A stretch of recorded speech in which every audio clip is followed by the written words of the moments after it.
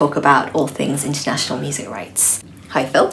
Hello. So this session is for anybody who either owns music rights that they would like to exploit outside China, or anyone who operates a platform, app or business that would like to use music from outside China. We're going to be talking about how to use data to maximize royalties and reduce admin costs, and how to license international music to use on your platform or app. But before we get into that, Phil, perhaps you can tell us a little bit about what Blokur is and how it came about. Sure. So Blokur is a platform that helps the world's music community take the pain out of paying and getting paid for music. The platform handles in the region of 70 million songs, trillions of streaming transactions on behalf of major and independent music companies and large and emerging digital platforms. In terms of how it came about, I grew up dreaming of being a rock star. I spent all of my childhood making music in the spare room, writing, recording, performing music. And I was lucky enough to spend the first 8 years of my career as a professional recording artist. And at the beginning of that time, I'd get up every morning and I'd write songs all day, every day, 10, 11, 12 hours a day, just writing songs. I was first of all hoping I was going to write a hit, and secondly hoping that somebody was going to notice and pay attention. And one of those days when I was in the spare room writing music, I had a phone call. She said, I'm programming the music for a TV show and I want to use one of your songs. And I thought, fantastic, this is going to be what I need. I'm going to get people to hear my music all over the world. Maybe I'll make a small bit of money and I'll be able to pay some bills or make my first record. But what I didn't realize at that point was that it was going to take me 2 years to get paid. And actually, even this year, I still finally saw a royalty statement where I was receiving pennies for a use of this TV show 10 years ago. So that kind of led me to think that there was a problem overall in music, where we've created all these brilliant ways of distributing content around the world, but we haven't seen the same revolution in the way that the value comes back to the creator. And Blokur is trying to fill that gap. And Blokur today, we work with the vast majority of music publishing by market share, and also some major record labels and large digital music platforms. And there are really two main components to how we help everybody solve that pain. So the first is a comprehensive and accurate database of music rights, so that if you're a rights owner, if your song's played, then someone knows it's your song, and that if you're a digital platform, then you know the music that you're using. And then secondly, a really effective matching engine, which matches between the usage of music on digital platforms and then gets back to the underlying composition and the songwriters, so that we can make it easier on both sides, make it easier for the platform to pay people at less cost, more speed, and make it easier for the rights owners to get paid. So we're going to be talking about international music rights. We'll be examining from the rights owners and the music user perspective, but why don't we kick off with the creators and the rights owners? So if I own music rights that I want to monetize outside China, what do I need to know? Well, I think let's split it between recorded music side and the publishing side, the composition side. So the recorded music side, everywhere really, is simpler. Because there is a record label or as an artist, independent producer, you can use a distributor to get your music onto the platforms, the Spotify, the Apple, YouTube, whatever it is. And because there's usually only one rights owner in a recording, the money flows relatively straightforwardly. Publishing is a little bit more complicated, because there you're dealing with a whole global network of organizations and different rights. And one of the key differences between the copyright law in China and elsewhere is that in China there's a single publishing right, which is, I'm not the expert on the Chinese language, but in English we call it a dissemination of the music on digital platforms. Whereas in most of the major international music markets, the US, UK, Europe, and most of the world, is split between what we call performance and mechanical rights. Performance and performing rights, that's when the song is going to be performed, obviously. So it would be in a concert, but it would also be when it's performed as a broadcast on the TV or radio. And in streaming, there's a performance element because the song is being, it's being broadcast in some sense, even if it's just to you. The second type of publishing rights that we have in the rest of the world is mechanical rights. They were traditionally associated with physical products like CDs and records, but we have them in the digital world now as well, because you have essentially a form of reproduction, even if it's a digital reproduction.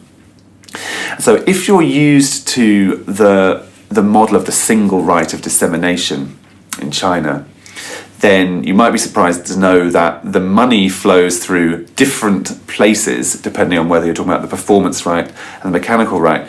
So the money from the same streaming service could go through two parallel different paths, and that does make it slightly complicated. To collect your money, your royalties from all of that, you kind of got three main scenarios. One is where you're relying on the international network of collecting societies. So there's a collection society in China, and that may have a reciprocal arrangement with, let's say, PRS in the United Kingdom. And that means that PRS can collect money on behalf of the Chinese society and have the money then flow back through from PRS to the Chinese society back to you. Another model is sub-publishing or administration, where you could have a deal with a publisher who's based in the US or France or UK, who is going to collect money for you there and send it to you directly. And there's also scenarios where you can do direct deals. So especially if you're a larger rights holder, you might, under certain circumstances, be able to do a direct deal with a digital music platform. And of course, to get your hands on those publishing royalties, you're going to have to make sure your songs are properly registered. Could you talk a little bit about the importance of data for royalty collection? Sure. I mean, to put it simply, if you want somebody to pay you for the use of your song, then they need to know it's your song. So when we're talking about data, that's really what we're trying to achieve. And it means in order for the money to flow back to you, that information about it being your song needs to have gone on the other direction in the first place. To give you an example where we're seeing a big impact of missing data, the United States at the moment has something called the MLC, the Mechanical Licensing Collective. It's a new body that was set up to administer streaming licenses and streaming royalties, and they have $425 million of royalties that have not been paid because they've not been matched to the rights owner, which is obviously a huge amount of money. And that really comes down to them not having information. It's just about them not having information that says it's your song. That's part one. And then secondly, being able to match to that from the usage file. And that's actually one of the things that Blokur helps its clients with at the moment, because it's a priority for many of our clients to be getting paid by MLC. And so we help them, first of all, to check that that song information is present, that their song is registered properly. And then secondly, to match usage that hasn't been matched in the past, where it wasn't possible to identify that this recording was of somebody's song. We help them to do that so that they can maximise the royalty collections.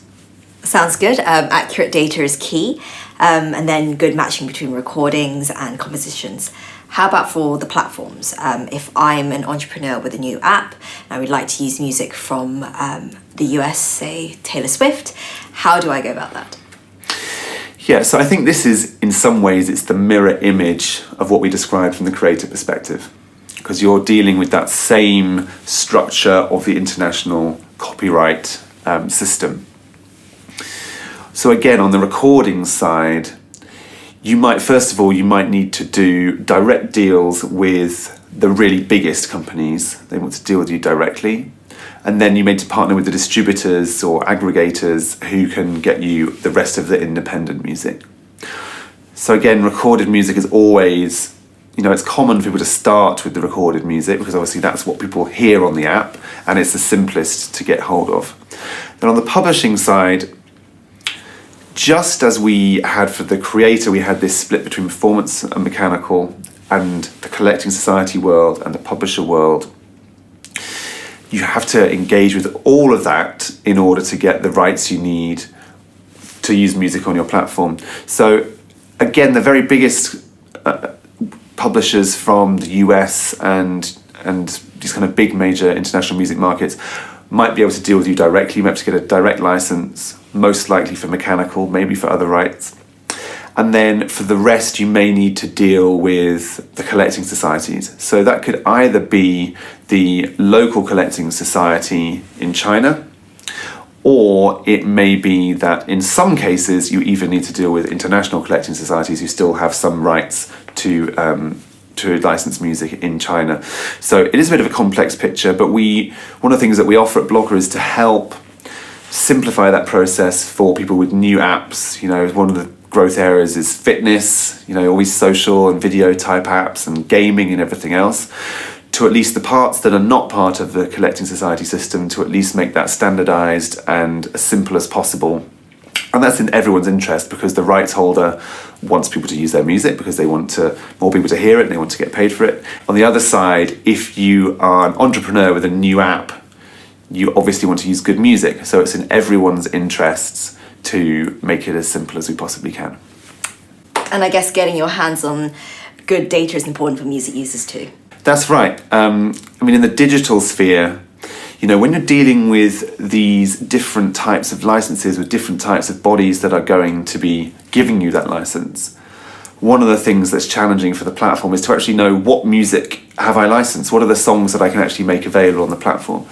And having data of the sort that Blokur works with allows you to say, okay, I've got licenses from these 3 people, this is the music that I can make available. And then when you're trying to pay people, you don't want to be building complicated IT systems to deal with it all, that are slow and expensive. It's just a headache. You just want to make it simple. So having good data that says, okay, this recording is a recording of this composition, and this is the person I need to pay, that's absolutely at the core of it. And so that's, again, something that Blokur does in addition to helping the rights holders. It's just on that data side is to make sure that the platform knows exactly what is the music they're using and what are their obligations. Thank you. Well, if there's one thing I'm taking away from this, it's all about data, and I hope that you have found this session interesting. Phil, if people want to get in contact with Blokur, how can they do that? Well, I think the contact details are coming on the screen now. You can get in touch via WeChat, where our WeChat ID is Blokur, or you could email me directly at phil@blokur.com. That's PHIL and then BLOKUR for Blokur. Brilliant. So that's Blokur on WeChat and phil@blokur.com. Just send us a message during the event or afterwards and we'll get back to you right away. Thank you everybody for watching. Thank you, Phil. Thank you. Goodbye.